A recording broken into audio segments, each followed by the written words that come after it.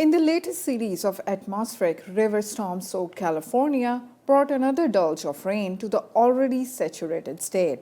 On the other hand, northeastern states like New York, Vermont, and Massachusetts are feeling the latest effects of winter storms hitting them.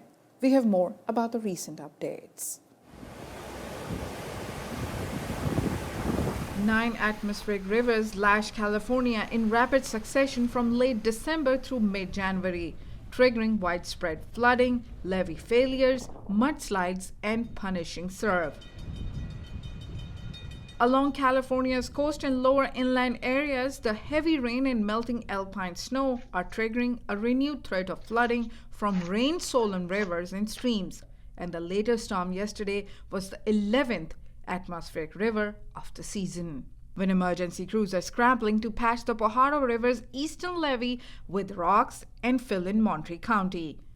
Drone videos showed construction vehicles dumping rocks along the levee to be picked up and dropped in the water in order to stem the flow from the Pajaro River. Some 21,000 people in the flood zone remained under evacuation orders and warnings right now.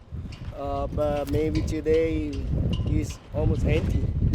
So we need a more full maybe for a couple of days. I don't know what time it's come back. National Weather Service forecasted up to 10 inches of rain in some areas of California, while up to 3 feet of fresh snow was expected to hit high mountain elevations where snowdrifts already reach rooftops. On the other side, snowstorms are hitting northeastern states like New York, Vermont, and Massachusetts.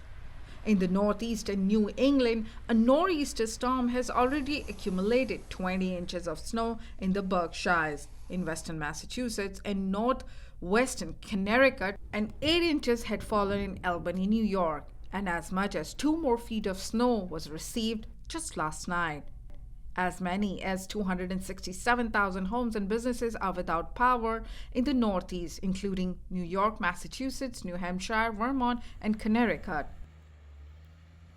In New York, Governor Kathy Hochul declared a state of emergency on Monday night for 37 counties, covering Albany, Central New York, and the Mid-Hudson and North Country regions.